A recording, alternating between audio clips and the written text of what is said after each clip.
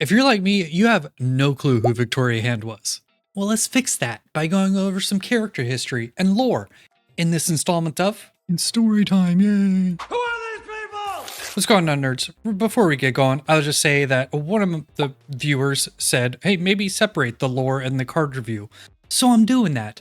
This video's just going to be lore. The card review will come out tomorrow. Let's jump in. Victoria Hand, who I'm probably just going to end up calling Vicky or Vicky Handy, was an accountant for S.H.I.E.L.D. Yeah, even powerful government agencies with literal gods as employees need dorks to do the receipts. While Vicky was there, she noticed that Nick Fury did a terrible job of handling terrorism. She even went as far as to send him a letter about it.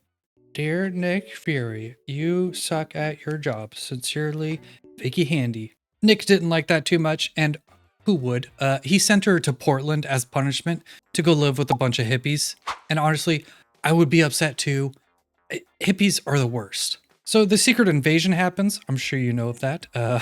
And Norman Osborn gains political power, essentially. And you know what? What are we doing? How does Norman Osborn gain any sort of clout whatsoever in this realm? Haven't these people seen Spider-Man? What are we doing here? S.H.I.E.L.D. is weakened, the remnants kind of stick around, and Norman Osborn rises to power to take control of S.H.I.E.L.D. and hires who? Vicky Handy to be his deputy director because she's qualified. Then he goes to Victoria and he's like, hey Vicky, what should we call this new organization? And Vicky, like an absolute fucking genius, says Hammer. Norman freaked out. He was like, I can't believe I did not think of that. This is why I made you deputy director, for clever like that. Victoria is then tasked with getting rid of remnants of S.H.I.E.L.D. people who were loyal to Nick and Captain America and Iron Man, the good guys. Are we the baddies? And this is going to come up later, but remember how Norman Osborn is a villain? Well, Victoria starts seeing that in action, and she's like, maybe I made a bad choice. What did you expect, lady? The guy is the Green Goblin. But she went along with it. She complied, and she went on to help, and even colluded with the likes of Dr. Doom. She defrauded the government. A lot of shady shit. And then the next major event that happens in Victoria Hand's story is the Siege of Asgard. If you don't know what the Siege of Asgard is, here you go.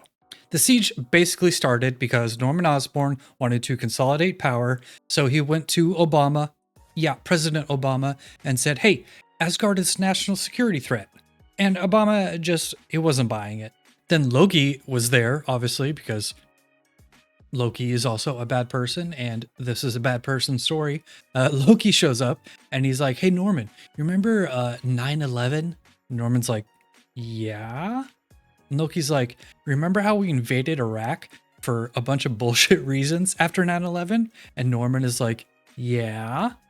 And Loki's like, well, why don't we do the same thing? So, in a maybe related occurrence, Volstagg, an Asgardian, comes to Earth seeking adventure.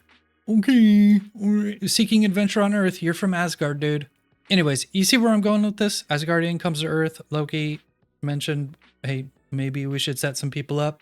Yeah. Volstagg tries fighting some crime. One of these events leads him to chase some criminals to a football stadium for some reason. And these two criminals, under orders from Loki, try to kill him with lasers. Pew, pew, pew, pew, pew. And Volstagg is like, chop, chop, chop, chop. And he deflects him. Yay! A twin diverter? No yay. No, wait, what? Everyone died.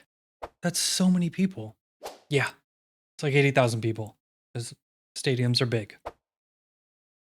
Yeah, and then Loki's like, fuck, that was a little more extreme than I intended. But it got the job done. So, a couple things lead to another. The Siege of Asgard is now underway, and Victoria, back to Vicky Handy, she gets assigned to lead a helicarrier in the siege. Surprise! Accountants shouldn't be given control of major military operation vehicles in a war. Siege fails. Iron Man and Cap are fighting Hammer, the siegers. Iron Man and Captain America, they grab Vicky and they interview her. And of course, she goes to jail. Just kidding. Captain America made her a part of the team.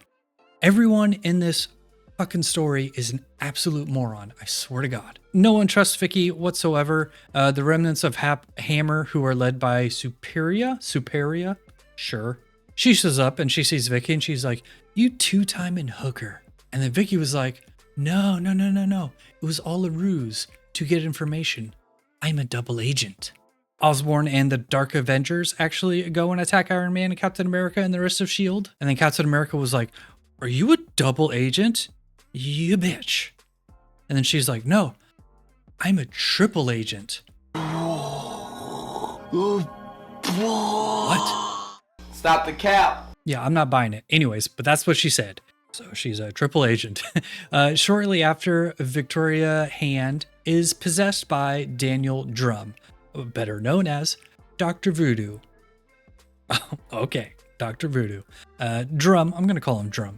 Drum wanted Victoria to basically kill some people for him. And sadly, our triple agent, villain hero lady died in the conflict. Captain America ordered a statue to be erected for Victoria Hand, saying she was one of us, a hero.